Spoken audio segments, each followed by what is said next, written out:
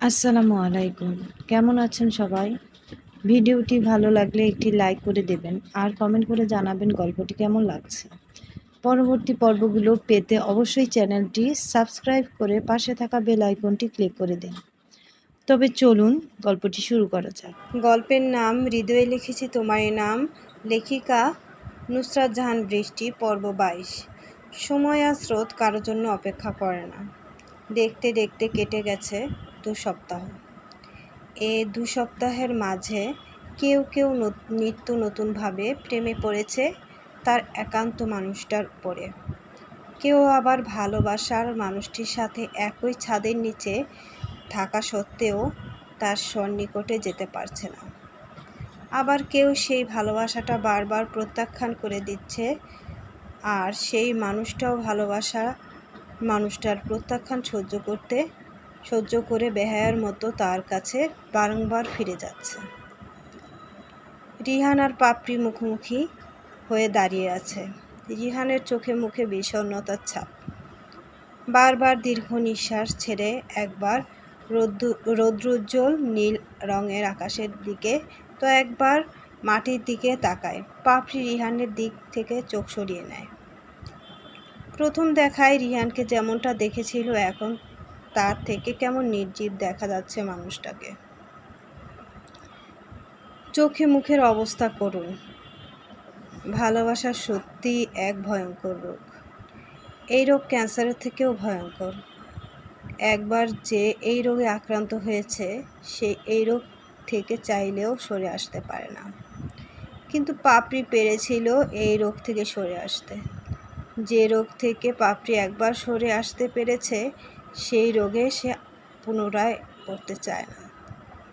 পাপড়ি ঢোক গিলে উচ্চ বাক্যে বলে, আপনার মৌনব্রত যদি শেষ হয়ে থাকে তাহলে প্লিজ কিছু বলুন আর আমাকে যেতে দিন। রিহান মিহি গলায় বলে, এত তাড়া চলে যাওয়ার? আমার তাড়া আছে, তাই আপনার হাতে অল্প সময় আছে, যা বলার জলদি বলুন। তুমি এত নিষ্ঠুর কেন পাপড়ি? তোমার নামটা পাপড়ি না রেখে পাথর রাখা দরকার ছিল, কারণ তুমি পাথরের মতোই শক্ত, আর পাপড়ি তো খুব নরম আর কোমল হয়। আচ্ছা, তোমার কি একটু মায়া হয় না আমার জন্য?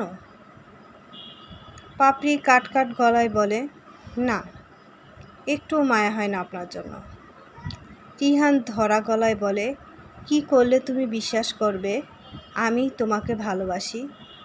পাপড়ি রিহানের এই কথার উত্তর না দিয়ে দ্রুত রিহানের সামনে থেকে চলে যায়। রিহান পাপড়ির যাওয়ার পানে এক দৃষ্টিতে তাকিয়ে থেকে বলে, তোমার পাথরের তৈরি হৃদয়ে আমার নাম যদি না লিখেছি তাহলে আমার নামও আরহাম শেখ রিহান নয় পাপড়ি।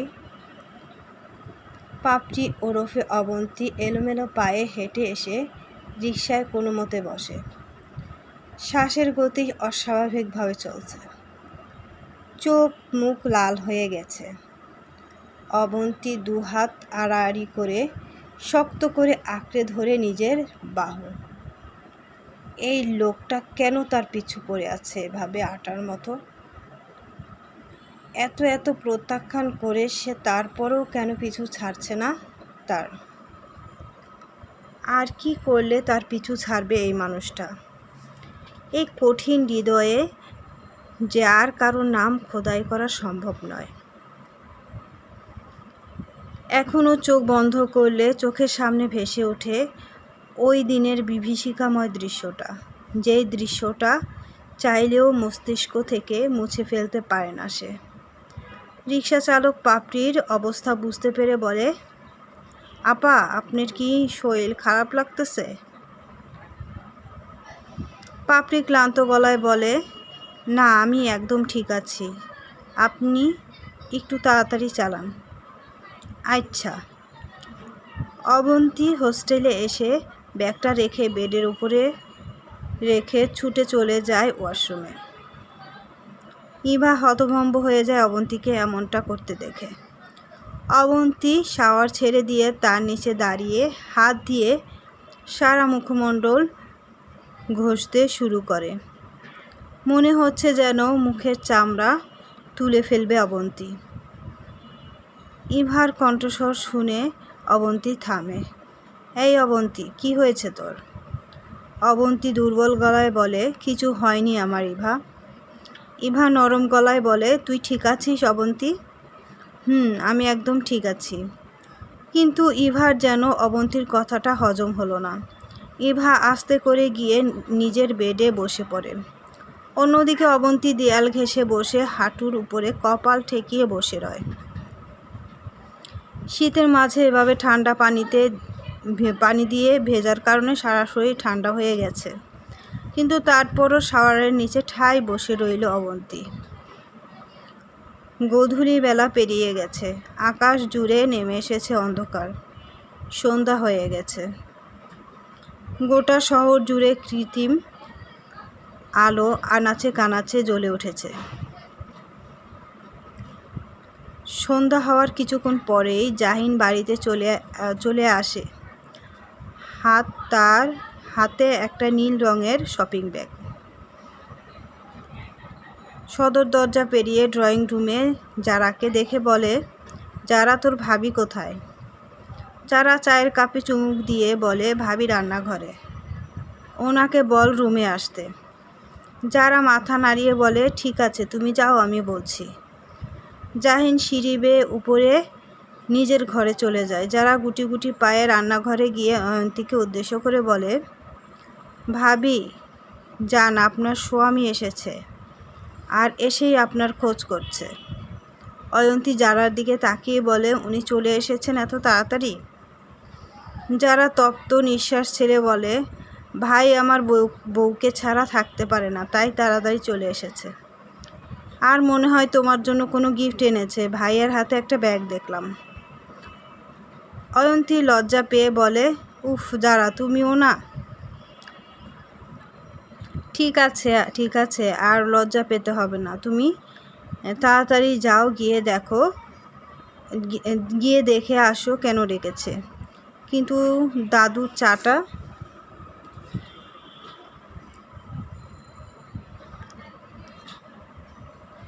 আমি দিয়ে আসবো। অয়ন্তী মুচকি এসে উপরে চলে যায়। নিজের ঘরে ঢুকতেই দেখে জাহিন বাহিরের কাপড় চেঞ্জ না করেই ল্যাপটপ নিয়ে বসে পড়েছে। অয়ন্তী তা দেখে মনে মনে বলে, এত কি ব্যস্ততা ওনার যে বাইরের জামাটা পর্যন্ত চেঞ্জ করার সময় পেল না। জাহিন অয়ন্তীর উপস্থিতি টের পেয়ে বলে, অয়ন্তী বিছানার উপরে দেখেন একটা ব্যাগ আছে, আর তাড়াতাড়ি এটা পরে তৈরি হয়ে নেন, এক জায়গাতে যেতে হবে আমাদের। অয়ন্তী নিচু গলায় প্রশ্ন করে, আপনি ফ্রেশ হবেন না?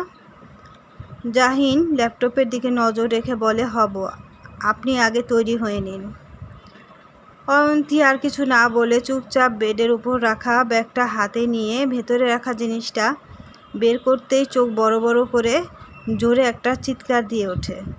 অয়ন্তীর হঠাৎ চিৎকার শুনে জাহিন থতমত খেয়ে বলে, কি হয়েছে, এভাবে চিৎকার করলেন কেন? অয়ন্তী ব্যাগটা সাথে সাথে পিছনে নিয়ে আমতা আমতা করে বলে, না মানে আসলে ব্যাগের ভিতরে। জাহিন কপালে দুশ্চিন্তার বলিরেখা রেখে বলে, কি পছন্দ হয়নি কাপড়টা? অয়ন্তী কি বলবে কিছু বুঝতে পারছে না। জাহিন কি তার সাথে মজা করছে নাকি? কিন্তু জাহিন তো মজা করার লোক নয়, এতদিনে এটা বুঝে গেছে অয়ন্তী। তাহলে এমন হাবভাব করছে যেন কিছুই বুঝতে পারছে না। আবার জিজ্ঞাসা করছে কাপড়টা পছন্দ হয়েছে কিনা। কিন্তু অয়ন্তীর মন চাইছে এই মুহূর্তে মাটির ভেতরে চলে যেতে লজ্জায়। জাহিন বসা থেকে উঠে দাঁড়িয়ে পুনরায় চিন্তিত গলায় বলে, কি হয়েছে অয়ন্তী, কোনো সমস্যা? অয়ন্তী দিশেহারা গলায় বলে, না মানে আসলে ব্যাগের ভিতরে। জাহিন 2 কদম অয়ন্তীর দিকে এগিয়ে এসে বলে, ব্যাগের ভিতর কি? অয়ন্তী দেয়ালের উপরে টিকটিকি দেখিয়ে ঠাস করে বলে দেয়, টিকটিকি। জাহিন হতবাক হয়ে বলে, টিকটিকি? ব্যাগের ভিতর টিকটিকি আসলো কি করে? দেখি ব্যাগটা দিন তো আমার কাছে। জাহিন অয়ন্তীর দিকে এগিয়ে আসলে অয়ন্তী 2 কদম পিছিয়ে উত্তেজিত হয়ে বলে, না, ব্যাগের ভিতর টিকটিকি নেই। থেমে যায় অয়ন্তী, ঠোঁটে ঠোঁট চেপে দৃষ্টি সরিয়ে নেয় জাহিনের দিক থেকে। জাহিন ভ্রু কুঁচকে বলে, কি বলছেন আপনি এসব? আমি কিছুই বুঝতে পারছি না। একবার বলছেন টিকটিকি, আর একবার বলছেন টিকটিকি না নেই। দেখি ব্যাগটা দিন তো আমার কাছে। জাহিন অয়ন্তীর কাছে গিয়ে এক প্রকার টান মেরে অয়ন্তীর হাত থেকে ব্যাগটা নিয়ে এসে ব্যাগের ভেতরে কাপড়টা নিতে নিতে বলে, কোথায় টিকটিকি দেখি। জাহিন নিজের হাতে যা দেখলো তাতে জাহিনের চোখ দুটো রসগোল্লার ন্যায় বড় বড় করে চিৎকার করে উঠে পুনরায় জিনিসটা ভিতরে রেখে দিল। অয়ন্তী অন্যদিকে ফিরে চোখ মুখ খিচে বন্ধ করে রেখেছে লজ্জায় আর হতভম্বে। এমন সময় অতি ব্যস্ত হয়ে জোহরা বেগম, রুনা আক্তার আর যারা আসে জাহিনের ঘরে। মূলত পরপর জাহিন আর অয়ন্তীর এমন চিৎকার শুনে তারা এসেছে। জাহিনের মা, চাচি আর বোনকে দেখে সাথে সাথে ব্যাগটা নিজের পিছনে লুকিয়ে ফেলে। জোহরা বেগম শঙ্কিত গলায় বলেন, কি হয়েছে? এভাবে দুজনেই চিৎকার করে উঠলে কেন? যারা সোজা অয়ন্তীর কাছে গিয়ে বলে, হ্যাঁ ভাবি, কি হয়েছে তোমাদের? অয়ন্তী লজ্জায় মাথা নিচু করে রেখেছে। সে কি বলবে তার কিছু বলার নেই। যা বলার বলবে জাহিন, আর সে নীরব দর্শক হয়ে সবটা দেখবে। ছেলে আর ছেলের বউকে মৌন দেখে জোহরা বেগম পুনরায় জিজ্ঞাসা করেন, কি হলো জাহিন, চুপ করে আছিস কেন? কি হয়েছে সেটা বলবি তো? জাহিন ঘাড় দুপাশে নাড়তে নাড়তে বিচলিত গলায় বলে, কিছু হয়নি মা। তাহলে দুজনে এভাবে চিৎকার করলি কেন? আর তোর হাতে কি? জাহিন উচ্চ বাক্যে বলে, কিছু না মা, কিছু না। শুধু কিছু না বলে যাচ্ছিস। তারপর অয়ন্তীর দিকে ফিরে বলেন, অয়ন্তী তুমি বলো তো কি হয়েছে? অয়ন্তী আমতা আমতা করে বলে, মা আসলে আমি কিছু জানি না।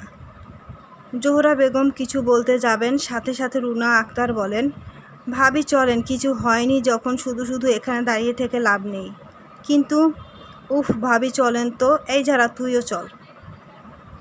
রুনা আক্তার, যারা আর জোহরা বেগমকে জোর করে জাহিনের ঘর থেকে নিয়ে যান। রুনা আক্তার কিছু একটা আন্দাজ করেছেন জাহিন আর অয়ন্তীর হাবভাব দেখে, তাই জাহিন আর অয়ন্তীকে নিজেদের মতো থাকতে দেওয়ার সুযোগ করে দিলেন। জাহিন আর চোখে বারবার তাকাচ্ছে অয়ন্তীর দিকে, অয়ন্তীও আর চোখে দেখছে জাহিনকে। এমন এক সময় দুজনের চোখের সাথে চোখ মিলে যাওয়াতে দুজনেই থতমত খেয়ে অন্যদিকে ঘাড় ঘুরিয়ে নেয়। অয়ন্তীর বড্ড অস্বস্তি লাগছে জাহিনের সামনে থাকতে, তাই আর এক মুহূর্ত দেরি না করে আলমারি থেকে শাড়ি আর অন্যান্য প্রয়োজনীয় জিনিসপত্র নিয়ে বলে, আমি তৈরি হয়ে আসছি যারা রুম থেকে। কথাটা বলে অয়ন্তী এক প্রকার দৌড়ে বের হয়ে যায় রুম থেকে। অয়ন্তী চলে যেতেই জাহিন ধপাস করে বেডে বসে পড়ে। কি বাজে একটা সিচুয়েশনে পড়তে হলো তাকে আজকে। এই 31 বছর বয়সের জীবনে এমন বিব্রতকর পরিস্থিতিতে কোনো দিন পড়তে হয়নি তাকে। আর পড়বেই বা কী করে? আগে তো আর বিয়ে করেনি। জাহিন ব্যাগ থেকে পুনরায় কাপড়টা বের করে তর্জনী আর বৃদ্ধাঙ্গুল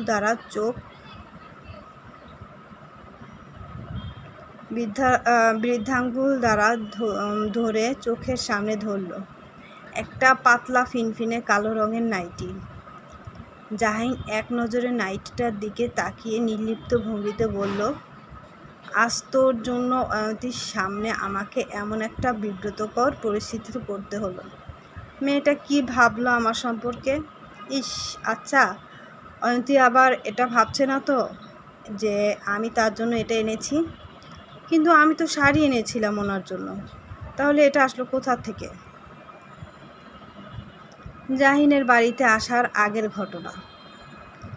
জাহিন যখন বাড়ি ফিরছিল তখন নজরে পড়ে ফুটপাতের একটা বাচ্চার ওপর, যার গায়ে কাপড় বলতেই নেই, আর এই ঠান্ডার মাঝে বারবার নিজের দুহাত দিয়ে আঁকড়ে ধরছে, কিন্তু লাভ হচ্ছে না কিছুই।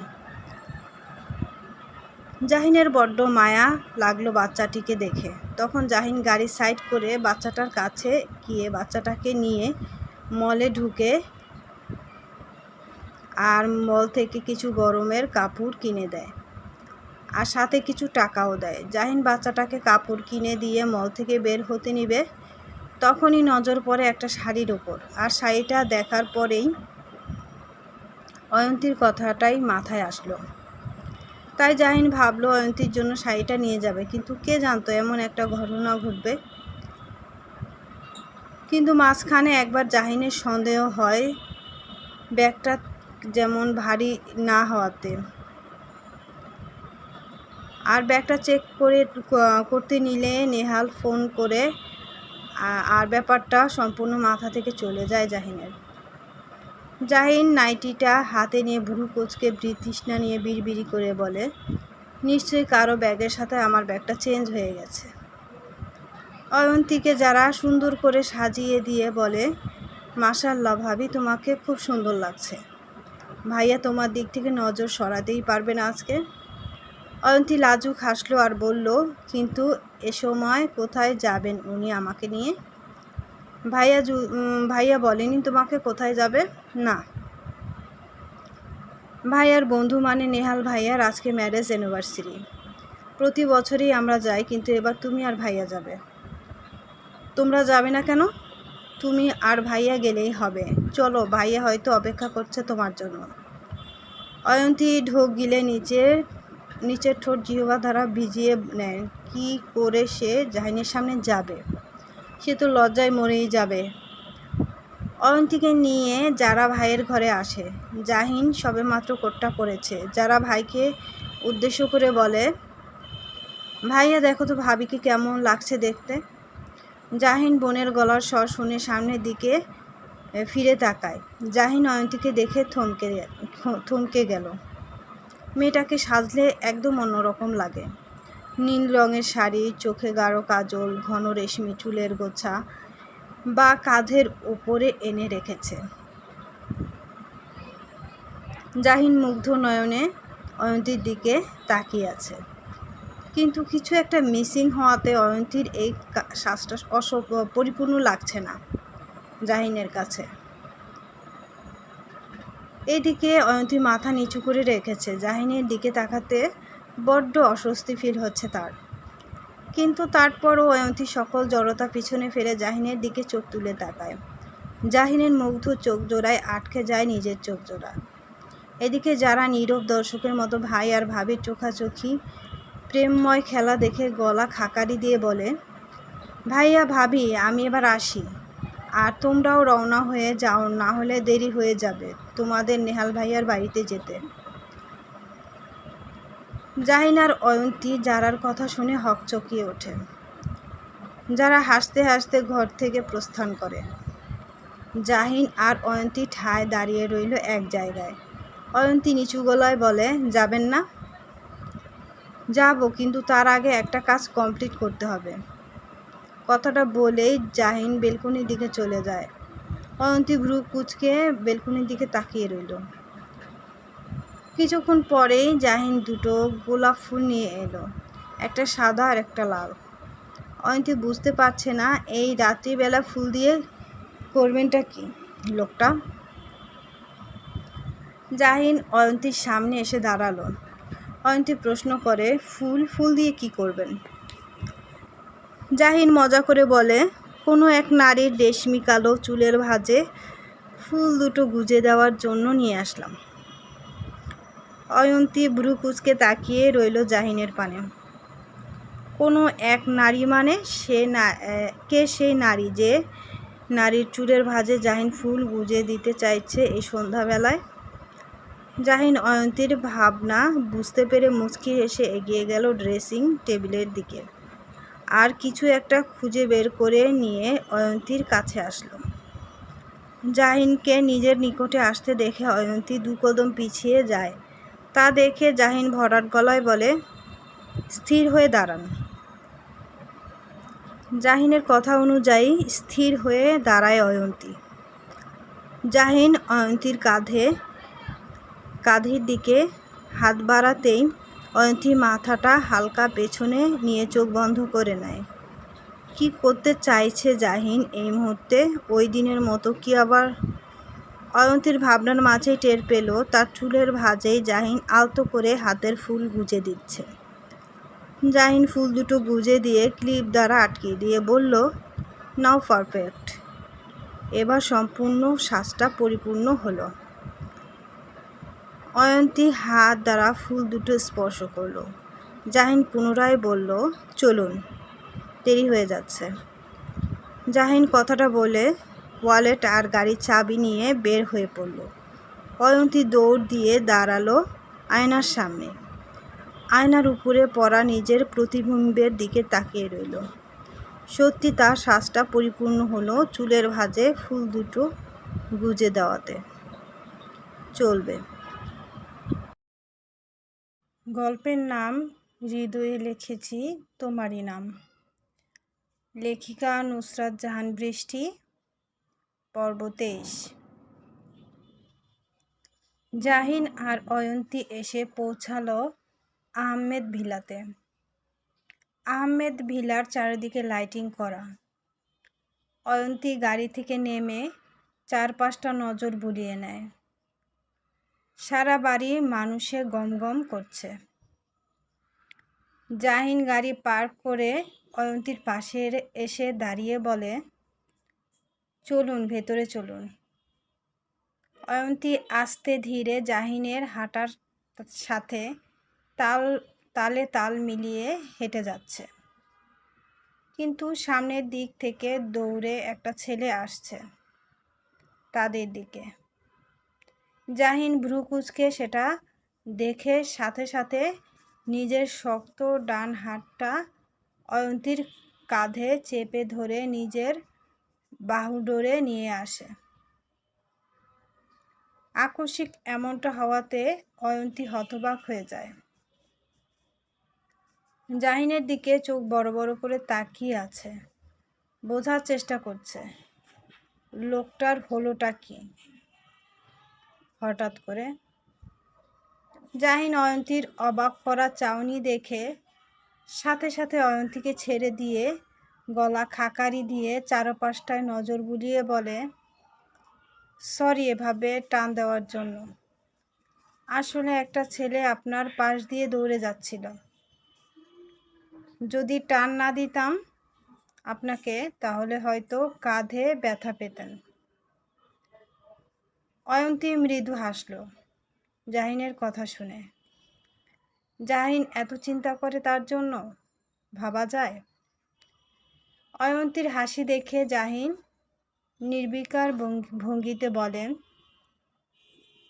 কি হলো, হাসছেন কেন?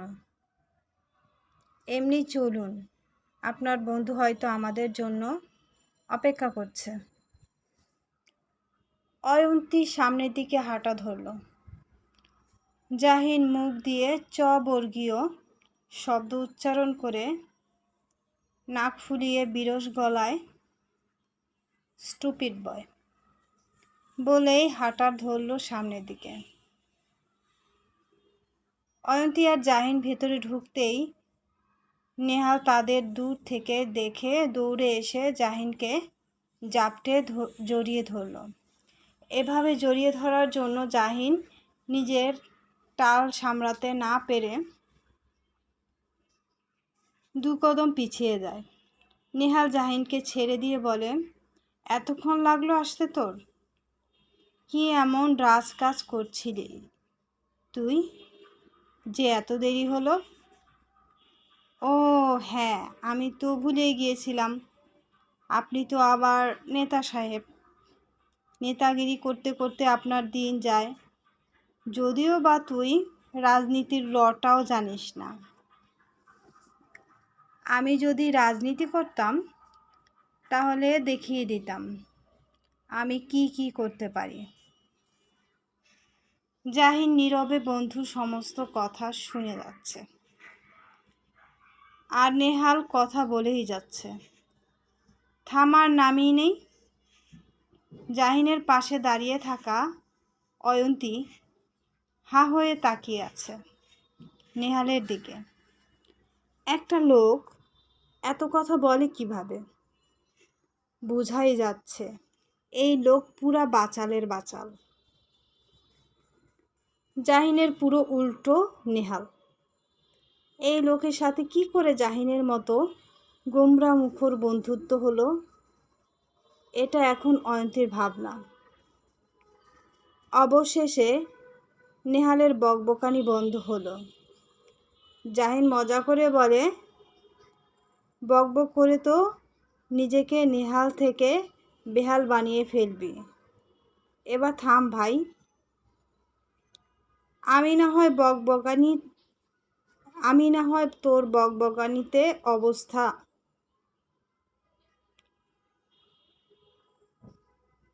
কিন্তু আমার পাশে যে দাঁড়িয়ে আছে সে তার বকবকানিতে অভ্যস্ত নয়। নেহাল জাহিনের পাশে দাঁড়িয়ে থাকা অয়ন্তীর দিকে তাকালো। বন্ধুকে ঝাড়ি দিতে ব্যস্ত থাকার জন্য নেহাল এতক্ষণ খেয়াল করেনি অয়ন্তীকে। অয়ন্তী মুচকি হাসল। নেহালও তার বিপরীতে হেসে জাহিনের পেটের সাইডে খোঁচা মেরে বলল, যাক তুই ভাবিকে নিয়ে আসলি, ভেবেছিলাম আনবি না হয়তো ভাবিকে। চল, সবাই অপেক্ষা করছে তোর জন্য। ভাবি চলুন। নেহাল জাহিনের কাঁধ জড়িয়ে ধরে কৌতুকের গলায় বলে, তাহলে শেষমেশ বিয়েটা করলি তুই, সেটাও আবার কত কাহিনী করে। জাহিন নেহালের কথায় নিরুত্তর রইল। এই ছেলের সাথে কথা বললেই উল্টাপাল্টা কথা বলা শুরু করে দেবে, তাই শ্রেয় হচ্ছে ওর কথা চুপচাপ গিলে ফেলা। জাহিন তার বন্ধু মহলের মাঝে আসতেই সবাই উত্তেজিত হয়ে চিৎকার করে ওঠে, বিশেষ করে অয়ন্তীকে জাহিনের সাথে দেখে। সবার সাথে এক এক করে জাহিন অয়ন্তীকে পরিচয় করিয়ে দেয়। সবাই অয়ন্তীর সাথে কুশল বিনিময় করল। নেহালের বউ রহিমা অয়ন্তীকে নিজের সাথে নিয়ে যায়। এতগুলা বেটা মানুষের সাথে থাকার কোনো মানেই হয় না। অনুষ্ঠান শেষের পথে এক এক করে সবাই চলে যাচ্ছে। জাহিন আর তার বন্ধুরা জাহিনকে ঘিরে কাকড়া মতো চিপে ধরেছে। জাহিন সবার মুখের দিকে তাকিয়ে হতভম্ব হয়ে বলে, কি হয়েছে? মুরাদ, হয়েছে তো অনেক কিছুই। এখন যা যা হয়েছে তুই সব আমাদের খোলাসা করে বলে দে। জাহিন ভ্রু কুঁচকে বলে, কি বলবো আমি? নেহাল সোফার হাতলে বসে জাহিনের কাঁধে চাপড় মারতে মারতে বলে, তোর বিড়াল মারার কাহিনী বল। মিরাজ উত্তেজিত হয়ে বলে, ওই জাহিন, তুই কি সত্যি বিড়াল মেরেছিস? নেহাল মিরাজের কথা ছিনিয়ে নিয়ে বলে, আরে মেরেছে, ওর বাঁ হাতের পাশে দেখলাম তো খামচির দাগ। এটা নিশ্চয়ই ভাবির নখের খামচির দাগ, তাই না জাহিন? জাহিন ঘাড় ঘুরিয়ে নেহালের দিকে তাকালো। নেহাল দুষ্টু হেসে দু ভ্রু নাচাতে শুরু করলো। জাহিন যথেষ্ট সতর্কে ছিল যাতে করে তার এই দাগ নেহাল না দেখতে পারে। তার জন্য শার্টের হাতা পর্যন্ত কনুই পর্যন্ত ফোল্ড করেনি। তবে একবার করেছিল হাত ক্লিন করার সময়, তখনই হয়তো নেহাল কোনো না কোনোভাবে দেখে নিয়েছে। কথায় আছে না, যেখানে বাঘের ভয় সেখানেই রাত হয়। এবার এই খামচির দাগ নিয়ে সবাই পিএইচডি করা শুরু করে দেবে। মিরাজ নেহালের কথাটা শুনে চোখ বড় বড় করে, তাই নাকি আমাদের নিরামিষ জাহিন এত জলদি বিড়াল মেরে দিল? জাহিন উচ্চ বাক্যে বলল, আরে তোরা ভুল ভাবছিস। নেহাল আহত গলায় বলে, তার মানে কিচ্ছু হয়নি? জাহিন দাঁতে দাঁত চেপে নেহালের দিকে গরম চোখে তাকিয়ে বলে, না, এটা কোনো কথা বললি তুই জাহিন? আমার বন্ধু হয়ে তুই এতটা পিছিয়ে কি করে যেতে পারলি? আমাকে দেখে শেখ বেটা, বিয়ের 9 মাসের মাথায় তোর ভাবিকে একটা বাচ্চা গিফট করে দিলাম তার ছোট্ট পেটটাতে।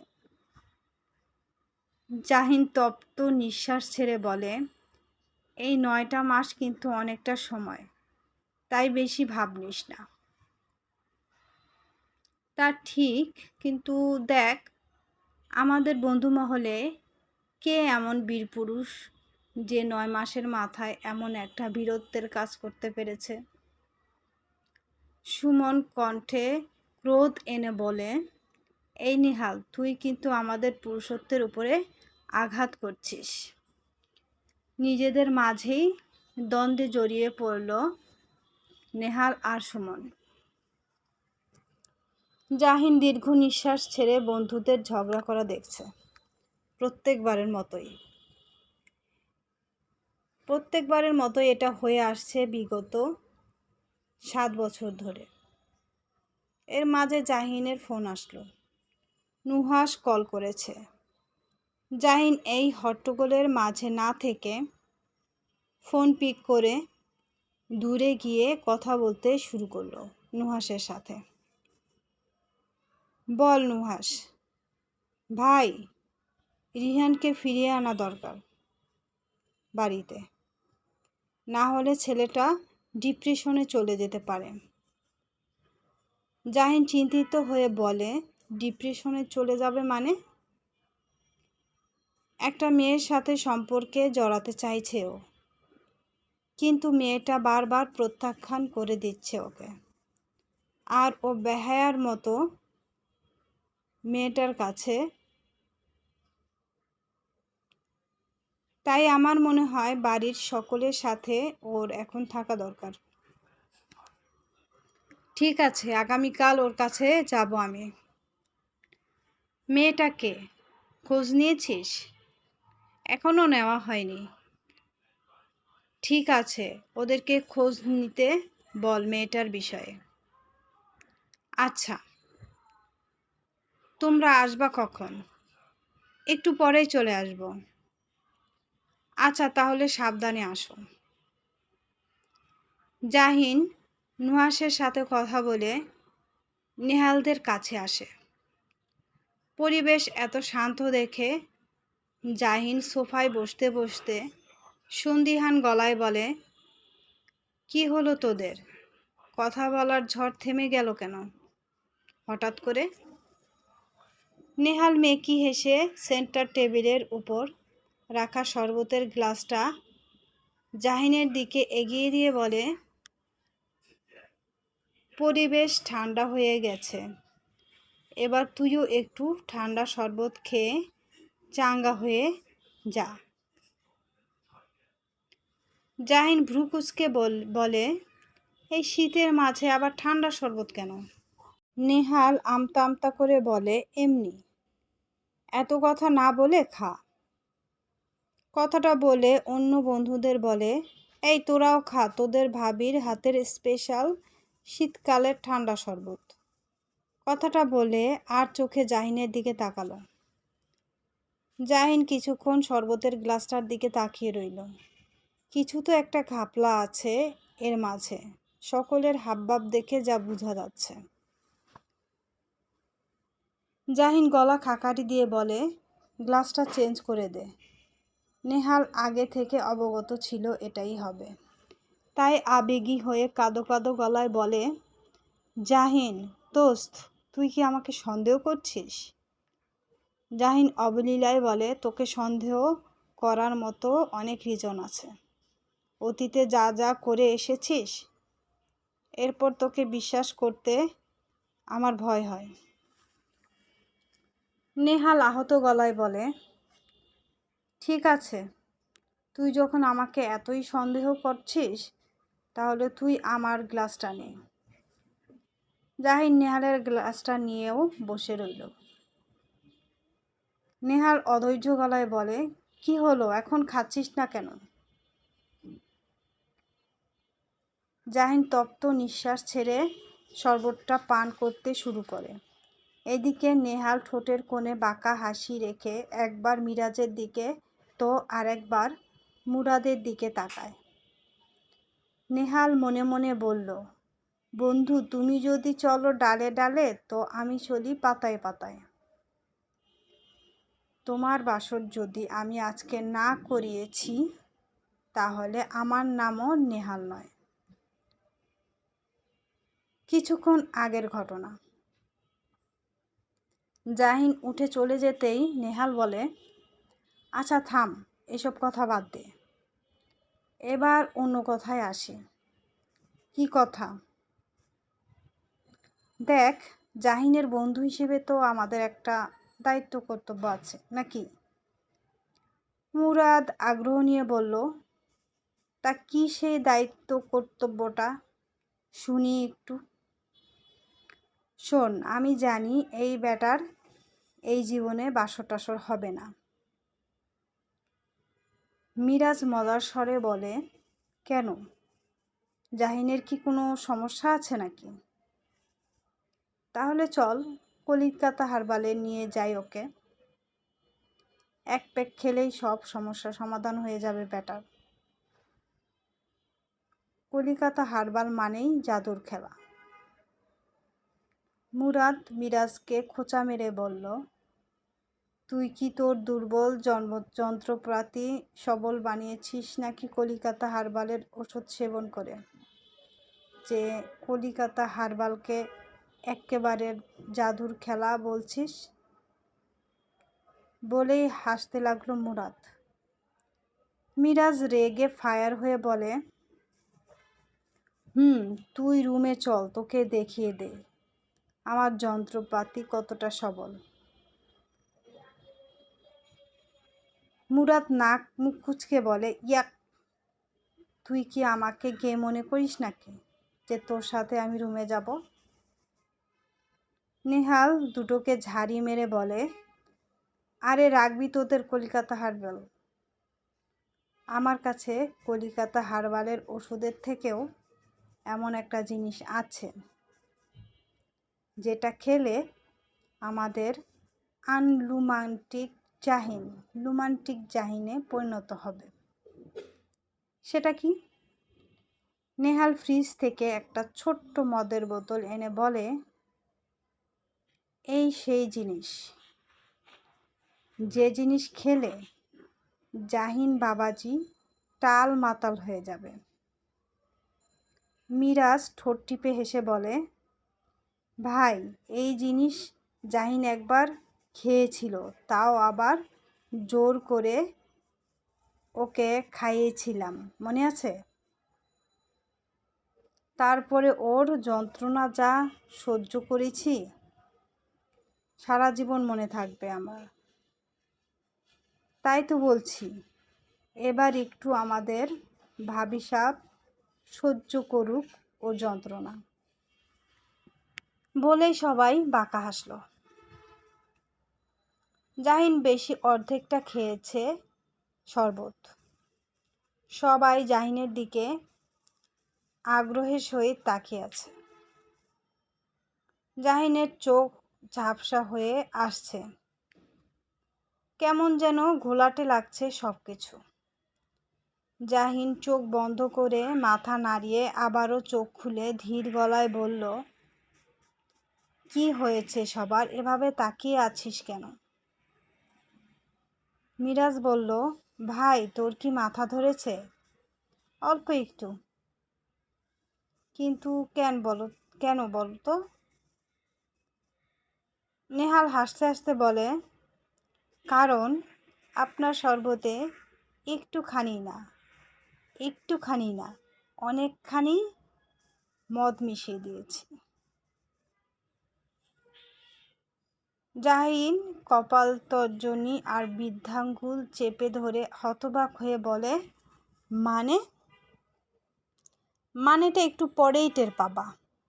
মিরাজ, যা তো অয়ন্তী ভাবিকে গিয়ে বল ওনার স্বামী কেমন যেন করছে।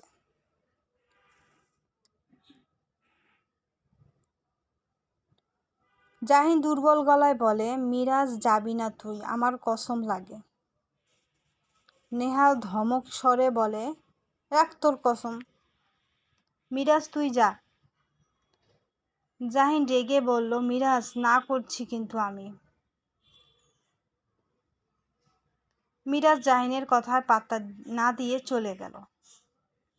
জাহিন এখনো মাতাল হয়নি, তবে আস্তে ধীরে সে যে তার সেলফ কন্ট্রোল হারিয়ে ফেলছে এটা বুঝতে পারছে। অয়ন্তী সামনে আসলে নিশ্চয়ই কিছু একটা করে বসবে, তখন কতটা অস্বস্তিতে পড়তে হবে তাকে। এমন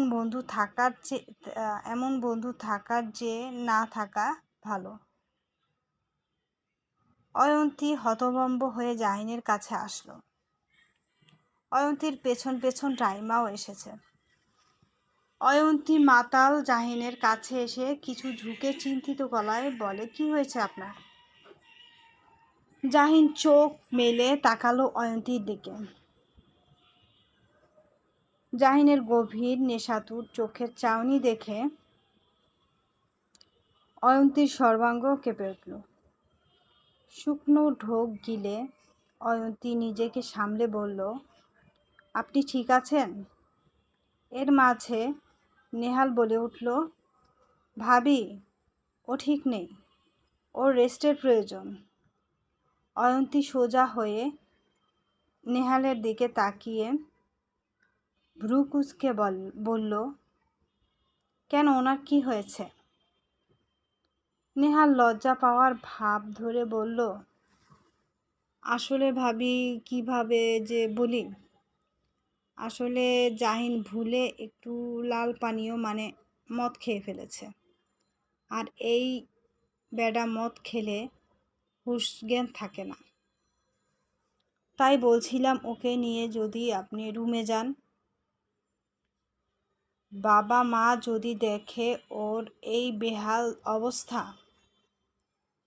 তাহলে কেলেঙ্কারি হয়ে যাবে, কিন্তু বাড়িতে যেতে হবে আমাদের।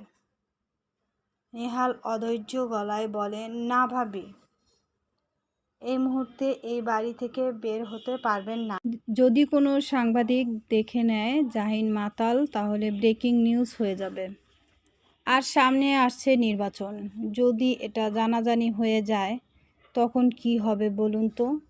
কিন্তু চিন্তা করবেন না, আমি ওই বাড়িতে ফোন করে সবটা বুঝিয়ে বলবো। আপনি বরং ওকে নিয়ে রুমে যান। আমি তো একা নিতে পারবো না, আপনি একটু সাহায্য করুন। অয়ন্তী জাহিনের দিকে পুনরায় তাকালো। জাহিন আগের ন্যায় তাকিয়ে আছে তার দিকে। জাহিন নিচ থেকে টলতে টলতে বসা থেকে উঠে দাঁড়ায়, গলার স্বর থেমে থেমে আসছে। অয়ন্তী, বিশ্বাস করুন আমি মাতাল নই, ওরা আমাকে। জাহিন আর কিছু বলতে পারল না, তার আগেই নেহাল বলল, মাতাল কোনোদিন স্বীকার করে না যে সে মাতাল। কথাটা বলে জাহিনের কাঁধ ধরে বলে, চল তোকে রুমে দিয়ে আসি, না হলে তোকে বাবা মা এভাবে দেখলে নেহালের হাল বেহাল হয়ে যাবে। বলেই জাহিনকে নিয়ে গেস্ট রুমের দিকে অগ্রসর হতে শুরু করলো। অয়ন্তী মুরাদ আর মিরাজের দিকে তাকাতেই তারা মেকি হাসি হাসল। অন্যদিকে রাইমা খুব ভালো করেই বুঝতে পারছে এই কাজটা তার গুণধর স্বামী ইচ্ছে করেই করেছে।